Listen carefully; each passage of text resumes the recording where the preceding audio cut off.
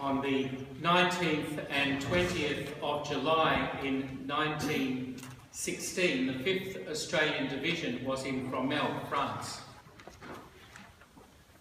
With other Allied troops, they launched an attack on the German army, later described as operationally and tactically senseless. The Aussie troops were poorly prepared, even worse led, expected by their enemy, and exposed to machine gun fire on their flank. More than 5,000 of them were killed or injured in a single day. There is some corner of a foreign field that is forever Australia. 100 years later, they have not been forgotten. When a mass grave of 250 men was found in 2009, Australian researchers worked on identifying every one of them, taking DNA samples from known relatives of the deceased. Generations later, their descendants found closure and peace in learning the fate of their great-grandfathers and uncles. Who am I and where do I come from? As we grow in self-awareness, such questions press upon us with growing urgency. Astronomers and astronauts look in outer space. Biologists and geneticists search inner space, all the way down to our genes. Historians rummage in archives and cemeteries. Ordinary people watch bios like, in my country, This Is Your Life, or Australian Story, or Who Do You Think You Are? Or search websites like Ancestry.com. Since I've been here in America, I've discovered on TV that you can have DNA tests done to reveal your genetic ethnicity. In Europe, when doing those tests, they'd be looking for proof that they were descended from royalty. Here in America, that you were related in some way to the Pilgrim Fathers, came first to this very part of the world. But Aussies go searching their family trees for proof that they are descended from convicts or bushrangers.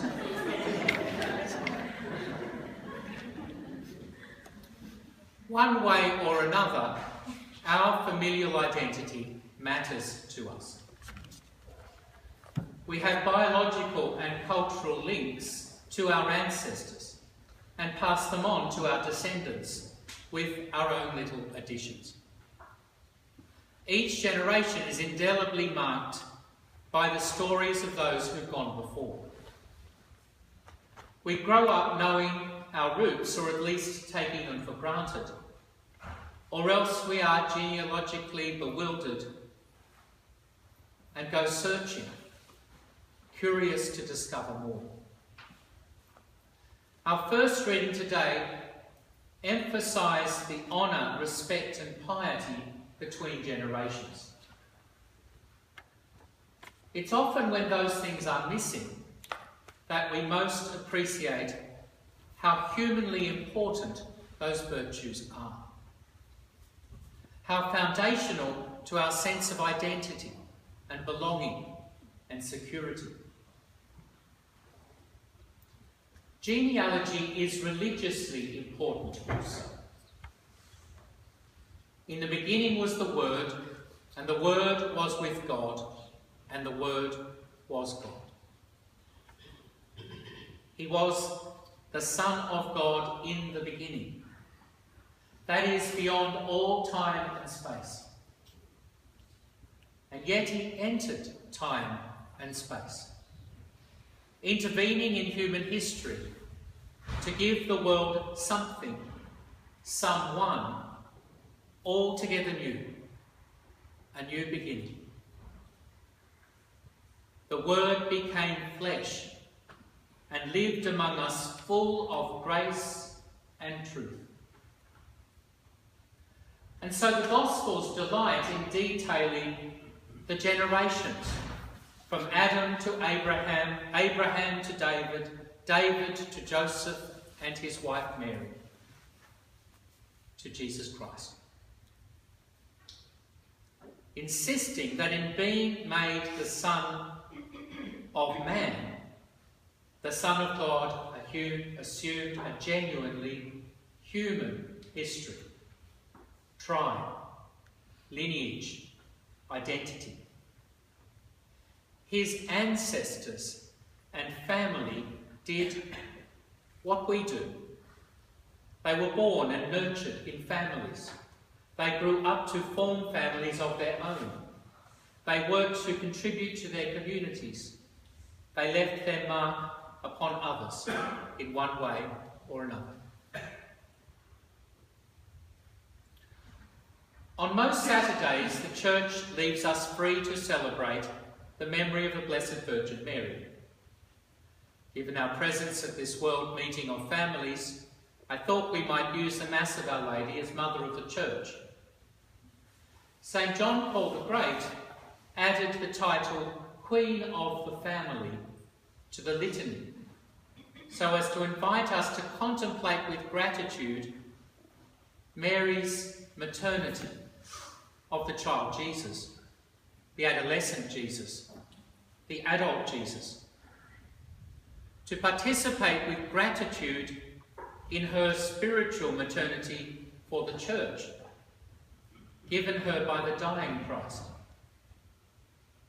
And to celebrate her special concern for every human family.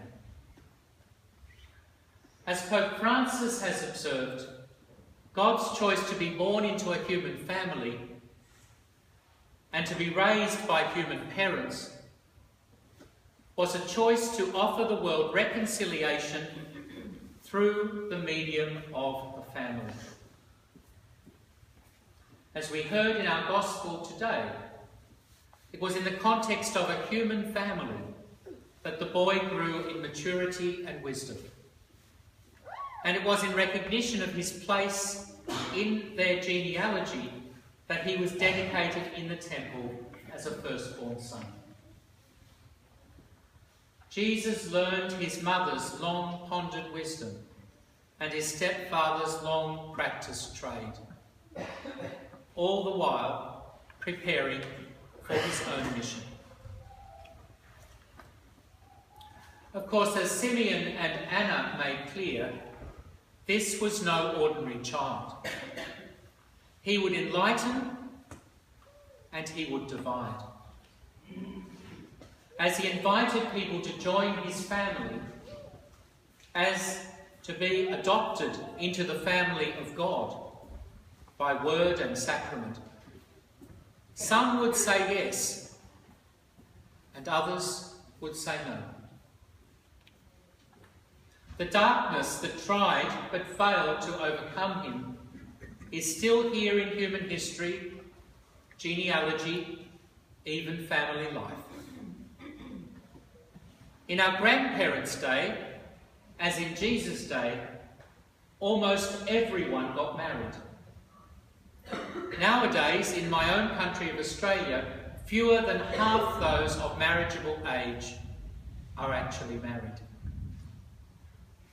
Most live singly, or in a series of hookups, longer cohabitations, and eventually a quasi or de facto marriage.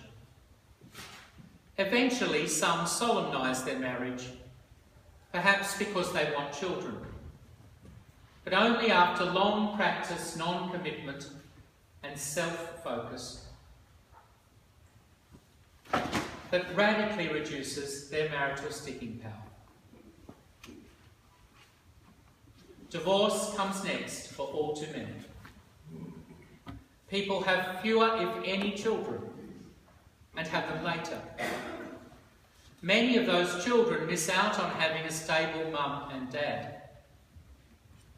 We all know and love people who, with the best will in the world, have found their families falling apart. Our economy puts many pressures on families. Our culture adds to the confusion about what marriage and family are. Commitment and self-sacrifice are not valued as they should be. So many factors seem to conspire against the family in today's world. It came in waves, one after another, decade after decade, so that every time marriage and the married came up for air, they were dumped again by another wave. The sexual revolution of the 1960s and beyond left many people thinking the exclusivity and for-childrenness of marriage are matters of personal choice. In the 70s, in my country at least, no-fault divorce made the for-lifeness non-obligatory also. Come the 1980s, the idea of private or de facto marriages did the same for the for-societyness of marriage. And in the 1990s, out-of-church weddings made the for-godness of marriage optional as well.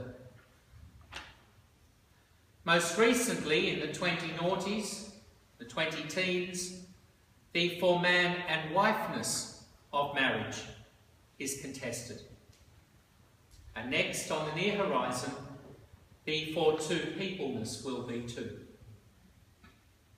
Indeed, you might say that decade after decade, we have been deconstructing our understanding of marriage, and so undermining the family as the basic cell of society. It felt like I was a rock star and a badass. It was like nothing I'd ever been to before. It was the eighth wonder of the world, the greatest wedding of all time.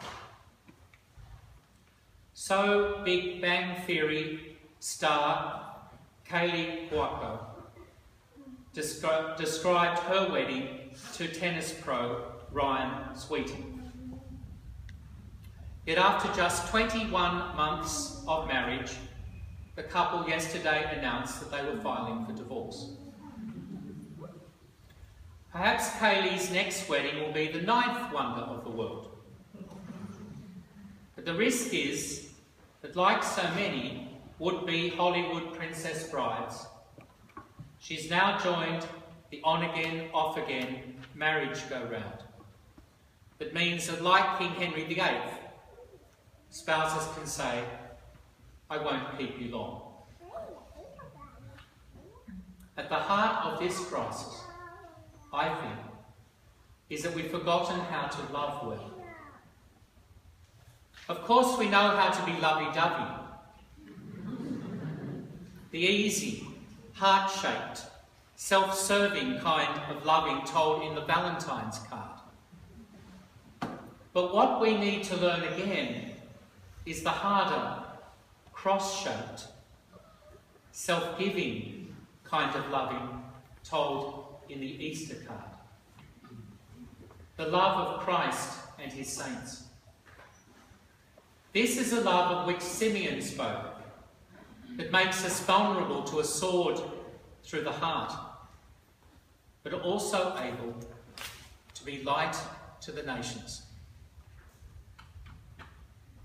All too aware of the challenges of living family life well today, the Church had an extraordinary synod on the family last year.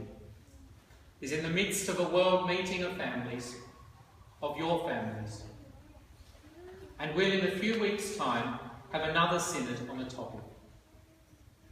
Clearly, the Holy Father is deeply appreciative of the gifts of families and deeply aware of the challenges they face today.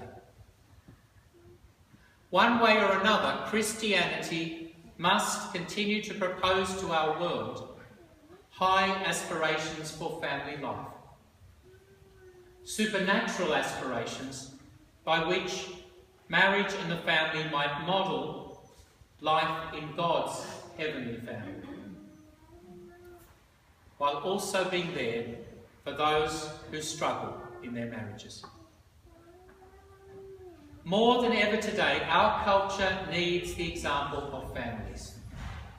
Amidst all their struggles, persevering in the cross-shaped loving. Our Lady, Queen of the Family, pray for us. Holy Family of Nazareth, pray for us.